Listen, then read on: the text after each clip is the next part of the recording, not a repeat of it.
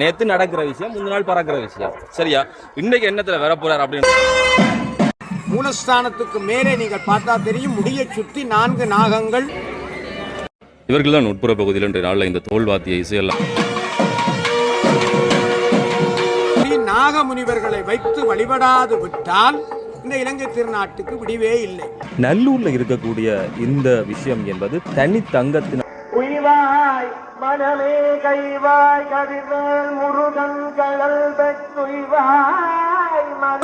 இன்றைக்கு 5 நாகங்கள் இருக்கிறது. ஆனால் பல பேருக்கு அந்த உண்மை தெரியாது.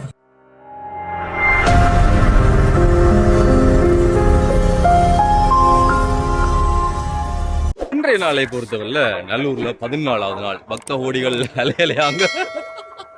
இவ்வளவு நாளைக்கு பிறகு குடும்பமா எல்லாருமே வந்து நல்லூரை தேடி வருகிறார்கள். திருவிழாவில் வந்து முந்த நாள் பார்த்தோம்னு சொன்னா பறக்கிற விஷயத்துல முருகன் வந்தாரு. நேத்து வந்து நேத்து நடக்கிற விஷயம், முந்த நாள் பறக்கிற விஷயம். சரியா? இன்னைக்கு என்னத்துல வர போறார் அப்படின்றது வந்து நிறைய பேருக்கு எதிர்பார்ப்பாரு. அது மாத்திரமல்ல, திருவிழாவில் உள்வீதி ஒவ்வொரு நாள் உற்சவ நடைகளை வந்து ஒவ்வொரு விதமான வாத்தியங்கள், இசைகள் அப்படிலாம் கொடுக்கப்படும். இன்றைய நாளில் வந்து தோல் கருவிகள் அவைகள் பயன்படுத்தப்பட்டு இசையெல்லாம் எழுப்பப்பட்டு இருக்குது. 14ஆம் திருவிழா எப்படி இருக்குன்னு சொல்லி பார்ப்போம். சரியா? உட்பிரகாரத்தில் சுவாமி வலம் வந்ததுக்கு பிறகு யாகத்துக்கு முன்பாக பூசை வழிபாடுகள் எல்லாம் இடம்பெற்று கொண்டிருக்கிறது. உள்வீதியில் வந்து முற்றுமுழுதாக நாளில் தோல்வாத்தியம். வானிலையை பார்த்தா வந்து ஒரு கருமுகங்கள் சூழ்ந்திருக்கக்கூடியதான் இருக்குது. மழை வர்றதுக்கான சாத்தியம் நிறைய இருக்குது. ஆனால் வந்து வராது. சுவாமி வரக்கூடிய அந்த வேளையில் வந்து மழையெல்லாம் விட்டு கொடுத்து வர்ண பகவான்லாம் ஒத்துழைச்சி அதெல்லாம் வந்து முடிஞ்சதுக்கு பிறகுதான் மழை வரும். இவர்கள் தான் உட்புற பகுதியில் இன்றைய நாளில் இந்த தோல்வாத்திய இசையெல்லாம் வழங்கியிருக்கக்கூடிய கலைஞர்கள். எவ்வளவு பேர் முருகனுடைய வருகைக்காக வெளி வீதியில் காத்திருக்காரு. ஒவ்வொரு நாளும் திருவிழா மாற மாற மாற நிறைய கூட்டம் வர தொடங்கியிருக்கிறது. இப்போ கோவிலுக்கு நேரம் அண்மித்து கொண்டிருக்கிறது. 5:50 இப்போது நேரம். சரியா 6 மணிக்கு வெளில வரக்கூடிய, ஒவ்வொரு நாளும் இந்த விஷயத்த சொல்கிறேன். இப்போ வந்து சுவாமி வாசலில் வந்து 6 மணிக்கு வெளியே வரக்கூடிய மாதிரி மங்கள வாத்திய இசையோடு வந்திருக்கிறார்.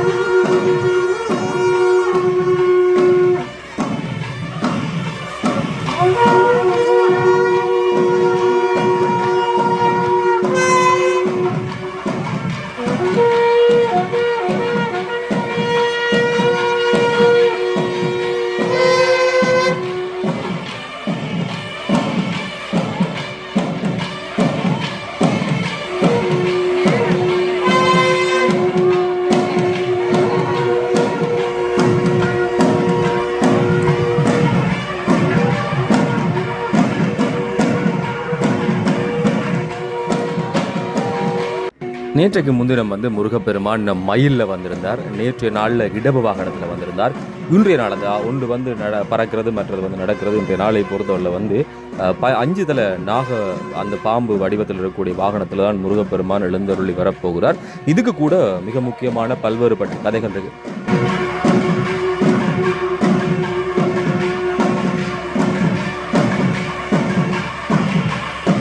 பொதுவாக இந்த கட்டியம் சொல்லக்கூடிய கோல் என்று இது சொல்லப்படுகிறது. சில அரசவைகளில் வந்து செங்கோல் என்ற பதம் இதற்கு பயன்படுத்தப்படுகிறது.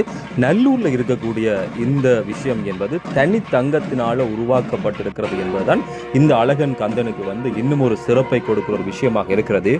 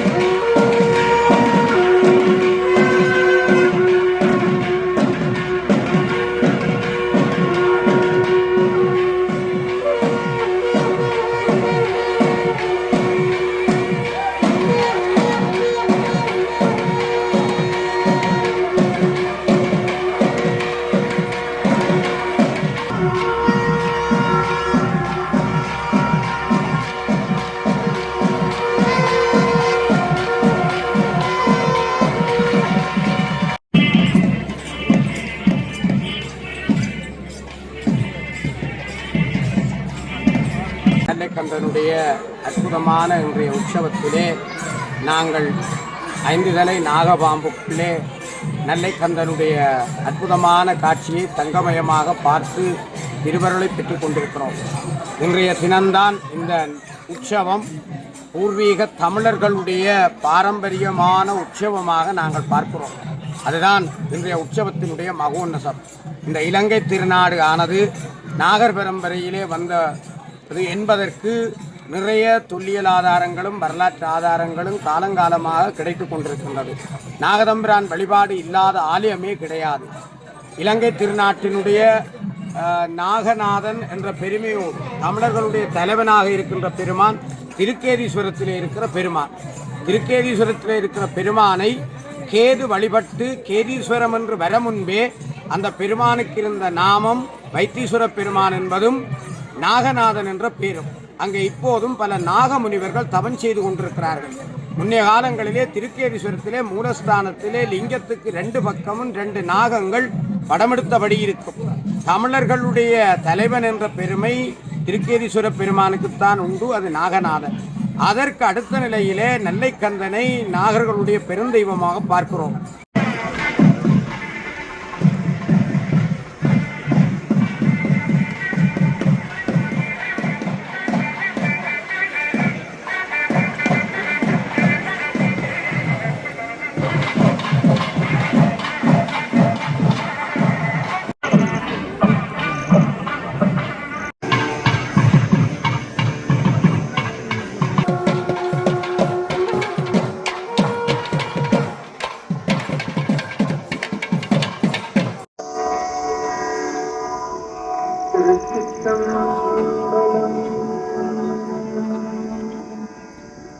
கைவாய் கழிவே முருகன் கழல்வே துய்வாய் மனநே ஒழிவாய் ஒழிவாய் மெய்வாய் விழிநாதியொடும் செவியாம் ஐவாய் வழி செல்லுமவாவினையே கைவாய் கதிர்வே முருகன் கழல் வெற்று பொய்வாய் மனநே ஒழிவாய் ஒழிவாய் மெய்வாய் விழிநாதியொடும் செவியாம் ஐவாய் செல்லுமவாவினையே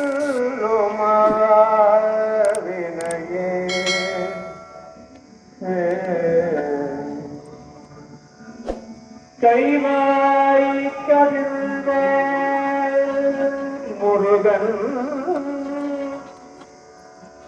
முருகன் அருள் பெற்று கைவாய் கதிர்வேல் முருகன் வேல் முருகன் கதிர்வேல் முருகன் கயல் பெற்று கைவாய்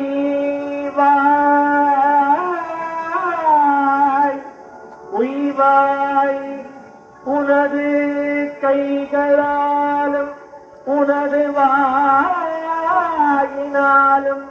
முருகன் அருள் பெற்று உய்வாய் மனநே ஒழிவாய் ஒழிவாய் மெய்வாய் விழி செல்லும் நாசியொடும் செவியாம்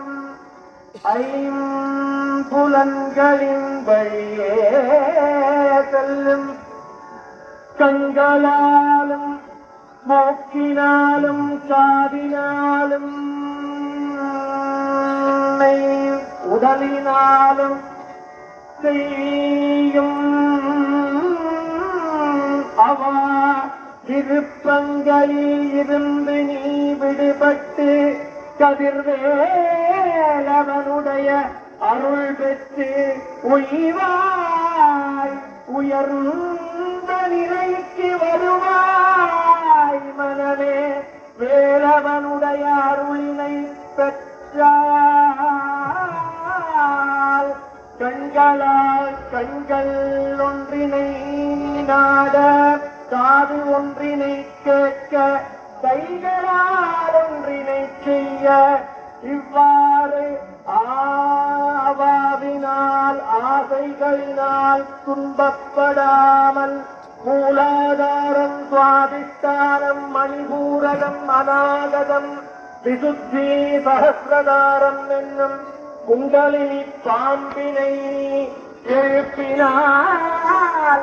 முருகனுடைய கதிர்வேலவனுடைய அருளை பெற்று குண்டலினி என்னும் பாம்பினை நீ எழுப்பி உய்வாய் மனமே, உய்வாய் மனமே, கைவாய் கதிர்வேல் முருகன் கடல் பெற்றுய்வாய் மனமே, ஒளிவாய் ஒளிவாய் மெய்வாய் விழிநாதியடும் பெரியார் ஐவாய் வழி செல்லும் அவாவினையே. உன்னுடைய ஆசைகளை விட்டு விட்டு அவாவினை விட்டு விட்டு ஐந்து இந்திரியங்களினாலே வரும் அவா துன்பங்களை விட்டு நீ குண்டலினி என்னும் பாம்பினை எழுப்பி முருகனுடைய அருளினால் உய்வாய்.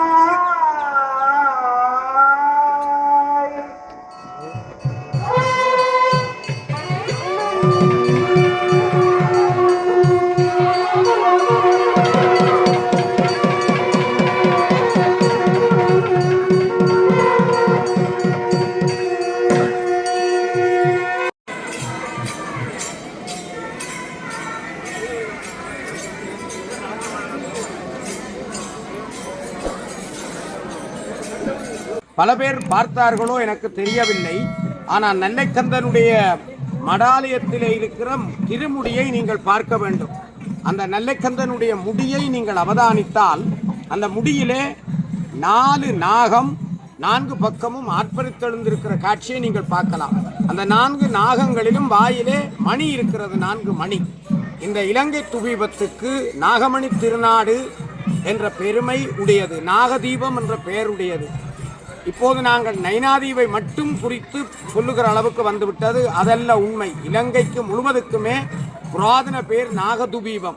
அதற்கு நாகமணி திருநாடு என்பதற்கு அத்தாட்சியாக இந்த நெல்லைக்கந்தனுடைய முடியிலே மூலஸ்தானத்துக்கு மேலே நீங்கள் பார்த்தா தெரியும், முடியை சுற்றி 4 நாகங்கள் மணியை வாயிலே தூக்கியபடி அந்த மணியோசையோடு மூலஸ்தானத்திலே முருகன் இருக்கிறார். அடுத்தது இன்றைக்கு 3 நாகங்களிலே சுவாமி வலம் வந்திருக்கிறார். தங்கமயத்திலே நாகர்களுடைய தலைவனாக இருக்கிற அம்சம் இன்றைக்கு பார்க்கலாம். முருகனுக்குள்ளே இன்றைக்கு 5 நாகங்கள் இருக்கிறது. ஆனால் பல பேருக்கு அந்த உண்மை தெரியாது. ஒன்று பெரிதாக இருக்கிற நாகம், இரண்டாவது சாற்றுப்படி, முருகனுடைய சாற்றுப்படியை நெடுக நீங்க பார்த்தா தெரியும், நாக வடிவமாகத்தான் இந்த நெல்லைக்கந்தனுடைய சாற்றுப்படி சாற்றப்படும். ஒரு நாகம் படம் எடுத்திருப்பது போலதான் சாற்றுப்படி.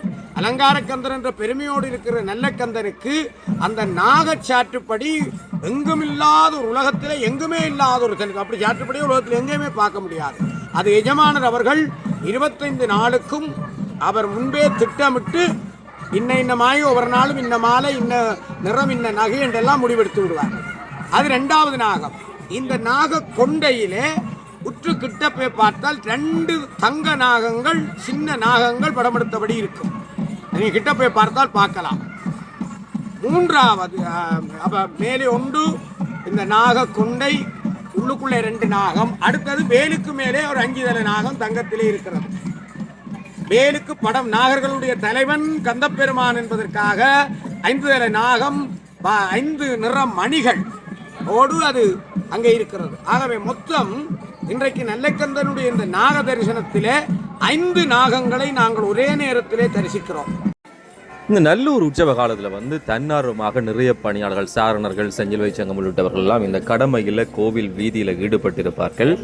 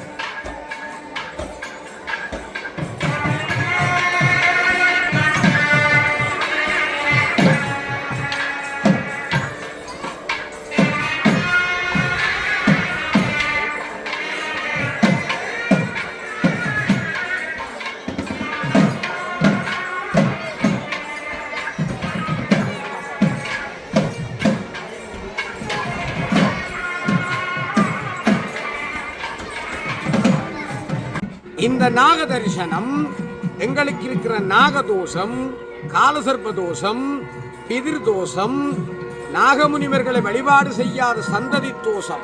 இப்போது எங்களுக்கு தமிழர்களுக்கு இருக்கிற மிகப்பெரிய ஒரு பிரச்சனை, நைனாதீவிலே நாகமுனிவர்கள் பல பேர் தவம் செய்து கொண்டிருக்கிற ஒரு இடம் இருக்கிறது. அந்த இடத்தை நாங்கள் புனிதப்படுத்தி நாகமுனிவர்களை வைத்து வழிபடாது விட்டால் இந்த இலங்கை திருநாட்டுக்கு விடிவே இல்லை. ஏனென்றால் எங்களுடைய மூதாதையர் நாகர்கள், அவர்கள் பல பேர் நாகமுனிவர்கள் இருந்து, அகத்தியருடைய சிஷியர்களே ஒருவர் நாகமுனிவர் இருந்திருக்கிறார். அவர் இலங்கைக்கு வந்து இந்த நாகமுனிவர்களோடு சேர்ந்து தவம் செய்த இடம், பல சித்த நாகமுனிவர்கள் சித்தர்களாகி தவம் செய்த இடம் திருக்கேரத்தில் இருக்கிறது. அதைவிட எங்களுடைய ஈழத்தின் நாட்டிலே பல இடங்களில் இருக்கிறது. அந்த சமாதிகள் எல்லாம் முறைப்படி எப்போது வழிபாடு செய்யப்படுமோ அன்றைக்கு எங்களுக்கு ஒரு விடிவு தமிழர்களுக்கு உண்டு என்பதிலே எந்த சந்தேகமும் கிடையாது. அதை நாங்கள் எல்லோரும் உணர்ந்து கொள்ள வேண்டும். அந்த ஒரு பெருமை இந்த நெல்லைக்கந்தனுடைய இன்றைய உற்சவம். 7 பிறப்புக்கு ஒரு பிறப்பில் நாகபாம்பை அடித்து அந்த தோஷத்தை நிவர்த்தி செய்யாமல் 7 பிறப்பு தொடருமாயிருந்தால் அது காலசர்ப்ப தோஷம். அந்த காலசர்ப்ப தோஷம் இருந்தால் ஜாதகத்தை எடுத்து பார்த்தா 2ஆம் இடத்துல சனியன் இருக்கு. 2ஆம் இடத்துல சனியன் இருந்தால் திருமண பிரச்சனை, சந்தான பிரச்சனை, பிள்ளை பாக்கியம் இல்லா பிரச்சனை, சந்ததி விருத்தி தடை நிறைய ஏற்படும். அப்படி இருக்கிறவர்களுடைய தாதகப்பென்ற பிள்ளைகளை பார்த்தா பிள்ளைகளுக்கு 2ஆம் இடத்துல இருக்கும் சனியன்.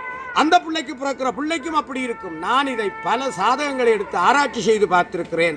அப்படியே அது தொடரும்.